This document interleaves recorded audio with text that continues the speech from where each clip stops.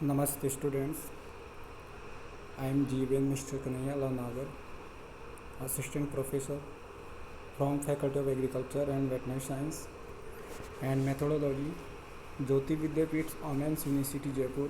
I welcome to all of you in my digital class. Students, I will prepare this lecture for program BSc Agriculture Honors 4th Sem.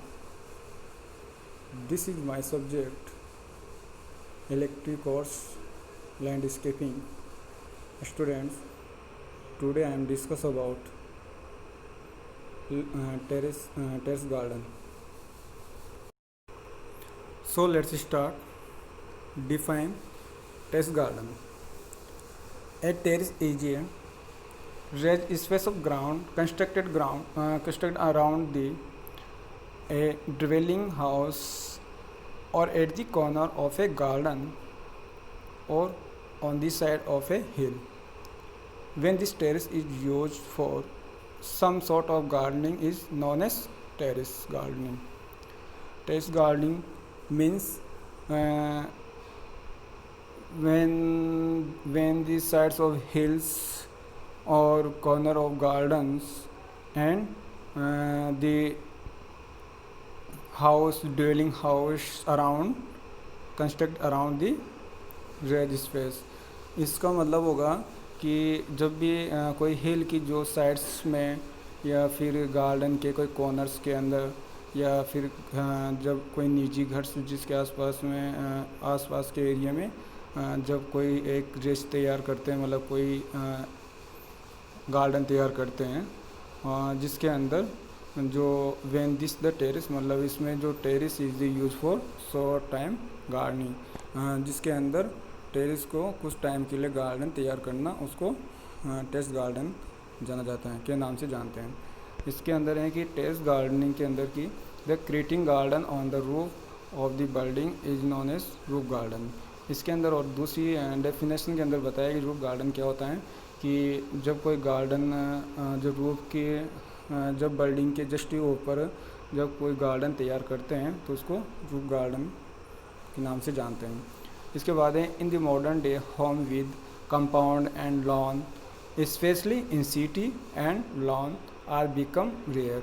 इसके अंदर है कि जो अभी present time पे जो modern day चल रहा है उसी समय अभी के वक्त में जब कोई इसके अंदर है कि सिटीज़ या लॉन जो टाउन्स हैं उसके अंदर धीरे धीरे जो लॉन का अभाव, मतलब बहुत ही कम घरों के अंदर बहुत ही कम दिखाई देता है. इसी कारण इसमें बताया कि as a result the private home garden are vanishing and well plan roof garden can be place of joy and recreations.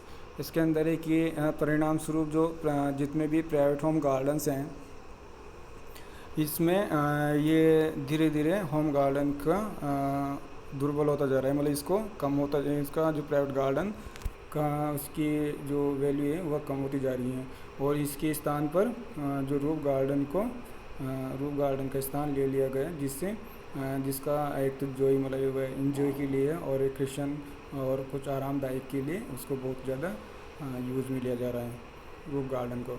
इसके बाद this is the basically meant for a flash of leisure and pleasures. इसके अंदर मतलब जो ledgers and जो pleasures के स्थान के लिए उसको सबसे ज़्यादा बेसिकली यूज किया जा रहा है. ये मतलब जो इसका आए तो आराम करना, कोई गार्डन के अंदर जैसे गार्डन के अंदर जाके आराम करना प्लेजर्स, और लेजर्स मतलब कुछ अपनी टाइम बिताने के लिए उसके अंदर रेस्ट करना.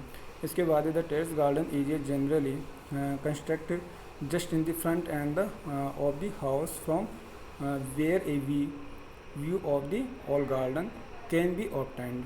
इसमें जो टेरेस गार्डन के बारे में कुछ जनरली कुछ ऐसी बातें बताई जा रही है जिसमें क्या होगा कि जो टेरेस गार्डन होगा जो घर के जस्ट सामने भी उसको बनाया जा सकता है या फिर all guard can be obtained, पूरा गार्डन को उसके सामने भी बना सकते हैं.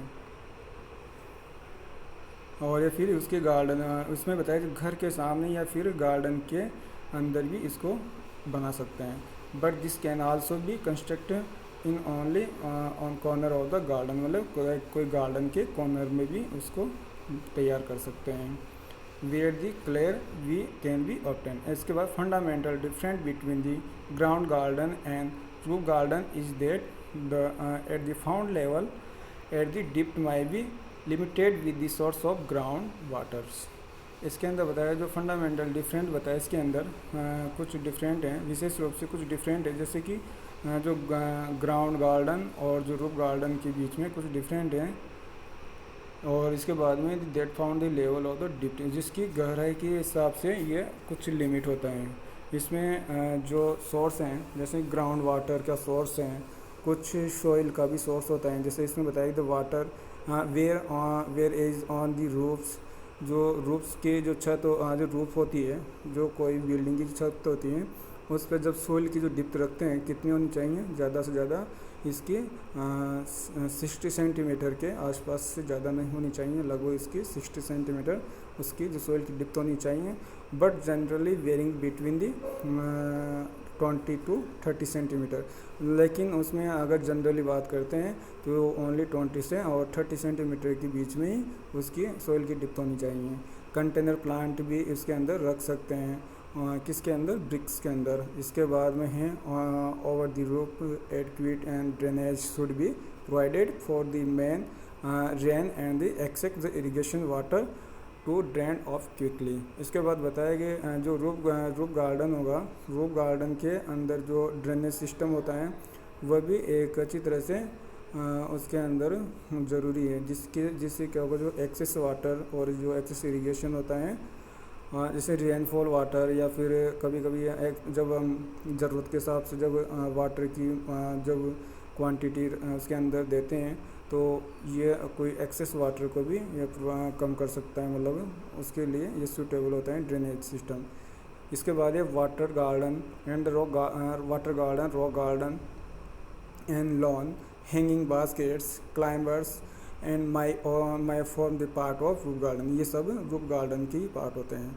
इसके बाद always allow for vertical growth rather than the horizontal growth. इसमें बताया कि हमेशा जब टेरेस गार्डन या फिर रूफ गार्डन तैयार करते हैं तो उसके लिए वर्टिकल ग्रोथ की जगह पे, मतलब वर्टिकल से छोड़ के, मतलब वर्टिकल की जगह पे हम ओरिजेंटल ग्रोथ वाले प्लांट को ग्रो करना चाहिए, क्योंकि इससे जो प्लांट की जो ग्रोथ वर्टिकल होती है वह अब ऊंचाई की बेसिस पर बहुत ही बेसिकली सही नहीं है। इसके वजह से हॉरिजॉन्टल में जो क्रीपर्स प्लांट होते हैं, जो कहीं दीवार के सपोर्ट से वह जब एक दूसरे के साइड से हॉरिजॉन्टल फॉर्म में तैयार होता है, उससे वो सबसे बेसिक फॉर्मूला है। इसके बाद है only a few law growing creepers plant such as. इसमें बताया ना इसी के अंदर की जो लॉ ग्रोइंग प्लांट्स हैं जो हॉरिजॉन्टल ग्रोथ के लिए वो सबसे बेस्ट हैं, जैसे कि पहला है पोर्चुलेका, लैंटना एंड सेल्विना, एंड जो टेम्परेट फ्लावरिंग के अंदर बात करते हैं तो एक है थाइमस एंड वेरोनिका रेफरेंस। इसके बाद में सम स्मॉल स्पेसिमेन द्वार पर जो ट्री होते हैं, कुछ द्वार ट्री के अंदर बात करते हैं, या फिर जो श्रब्स होते हैं उनको भी हम प्लांटेड कर सकते हैं इस जो टेरेस गार्डन या फिर गार्डन के जस्ट बेसिस पर। Thank you. और हम बात करते हैं आपके अंदर, इसमें रेफरेंस के अंदर बात करें अगर आपको, तो इसका जो रेफरेंस है, इसका फर्स्ट जो बॉस टीके के नाम से भी एक बुक है। इसके बाद हैं दूसरी रंधावा की, तीसरी एरोरा जीएस की, और इसके बाद हैं एक है भट्ट चटर्जी की, और एक है रंधावा 1961 के अंदर यहाँ जो ICAR से रिलीज हो रखी है। तो इन बुक को भी रेफरेंस आप अच्छे से तैयार कर सकते हैं इनके अकॉर्डिंग। Thank you.